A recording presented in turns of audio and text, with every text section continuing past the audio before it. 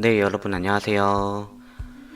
오늘 학습할 내용은 조선 후기 정치적 폐단을 이끈 세도 정치와 당시 정치, 사회 상황에 대해 알아보고 이를 개혁하려 한 흥선대원군의 여러 가지 개혁책에 대해 살펴보겠습니다. 학습 목표는 크게 세 가지인데요. 먼저 첫째, 세도 정치의 정의와 구조 그리고 그로 인해 나타난 삼정의 문란이라는 폐단에 대해 알아보겠습니다. 둘째, 세도 정치로 인해 추락한 왕권을 회복하고자 흥선대원군이 했던 통치체제와 왕권 강화 등의 내용에 대해 살펴볼 것이고요. 마지막으로 삼정의 문란을 개혁하려 했던 흥선대원군의 여러 개혁 내용에 대해 알아보겠습니다.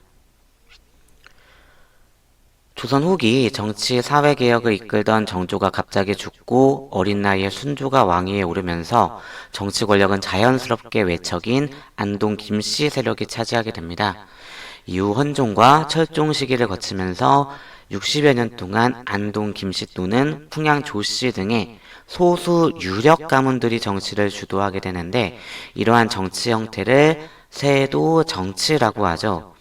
이러한 세도 가문은 당시 국정 최고기구인 비변사와 오군영을 장악하여 권력 유지 기반으로 삼았고, 이러한 상황에서 세도 가문을 중심으로 매관매직 등의 부정부패가 만연하게 됩니다.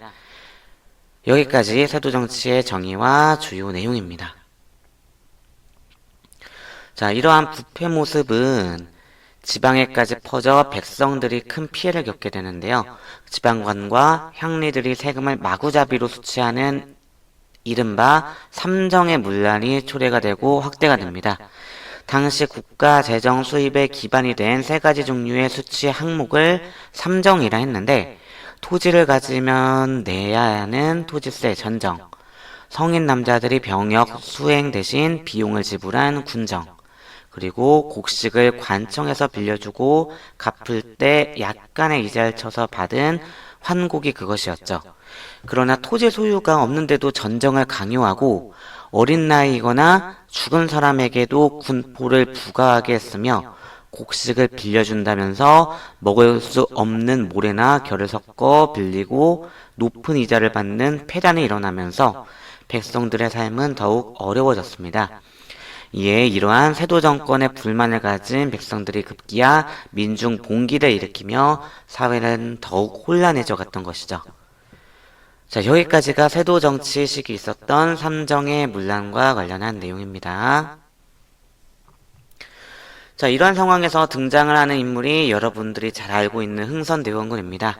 철종이 죽고 후계자가 없게 되자 아들 고종이 와기에 즉위하며 권력을 잡게 되는 것이 흥선대원군인데요. 이러한 흥선대원군이 마주하게 된 현실을 보면 이렇다는 겁니다. 세도 정치로 인해 왕권은 약화되었고 삼정의 문란으로 백성들은 힘들어했으며 급기야 민중봉기까지 일으켰었죠. 밖에서는 서양 세력들이 통상을 요구하며 나라의 문을 두들기는 그러한 상황이었습니다. 그렇다면 이러한 상황을 흥선대원군이 어떻게 극복을 하려 했을까요? 지금부터 흥선대원군이 내놓은 해결책, 개혁 내용을 하나하나 살펴보겠습니다. 자, 먼저 세도 정치로 인해 실추된 왕권을 강화시키는 조치를 단행을 했는데요. 우선 안동 김씨 등의 기존 세도 가문 세력들의 힘을 약화시키고 붕당을 가리지 않은 능력 있는 인재들을 등용을 합니다. 무엇보다 세도 정치 시기 세도 가문의 핵심 기구로 변질이 되었던 조선 후기 국정 운영 기구, 바로 비변사를 사실상 폐지하였고, 그 업무를 정치 분야는 의정부, 군사 분야는 삼군부로 이관을 하는 개혁을 단행을 합니다. 그리고 통치규범을 확립하고자 새로운 법전인 대전회통과 육전조례를 편찬을 하게 되는데요. 특히 대전회통은 기존에 있었던 경국대전에서 이어진 조선의 법전을 개정을 하고 내용을 추가해 만든 법전이기도 합니다. 자, 여기까지가 흥선대원군의 통치체제 정비 관련한 내용이었습니다. 자, 또한 흥선대원군은 왕실의 권위를 높이고자 임진왜란 때 불탔던 조선의 전궁인 경복궁을 중건을 합니다. 어마어마한 프로젝트였던 만큼 많은 시간과 비용이 드는 이 사업을 진행하는 과정에서 특히 공사비가 많이 들게 되는데요. 이 부족한 비용을 마련을 하고자 원납전이라는 명목의 기부금을 강제로 걷었고 서울을 출입하는 통행세를 받았으며 당시 통용된 화폐의 100배의 가치인 당백전이라는 화폐를 유통시키다 보니까 사회는 더욱 혼란해져 갔습니다. 또한 공사에 강제로 동원되는 백성들도 많아지면서 이러한 흥선대원군의 경복궁 중건 사업은 많은 비판을 받게 됩니다. 자, 여기까지가 흥선대원군의 경복궁 중건 사업과 관련한 내용이었습니다. 자, 지금부터 흥선대원군의 민생 안정책에 대해 살펴보겠는데요. 자, 당시 백성들은 세도정치 시기 자행된 이른바 삼정의 문란으로 고통을 겪고 있었습니다. 자, 그렇다면 흥선대원군이 이러한 삼정의 문란을 해결하고자 어떠한 개혁책을 실행을 했는지 살펴보겠습니다. 자, 먼저 정전의 문란을 해결하고자 토지를 측량을 하는 양전사업을 실시하여 숨겨진 토지를 찾아내고 토지대장을 제작성해 세금을 부과를 하는 정책을 실시하여 국가재정을 확보하였습니다. 자, 다음으로 군정의 문란을 해결하고자 당시 한 명당 1필 납부하고자 했던 한 필을 납부하고자 했던 군포를 사람 단위에서 신분을 구별하지 않고 가구 단위로 부과하도록 하여 군포를 내지 않던 양반들도 군포를 부과하게끔 하는 호포제를 실시하였습니다. 자, 이러한 호포제의 시행 결과를 통계를 통해서도 알 수 있는 것이죠.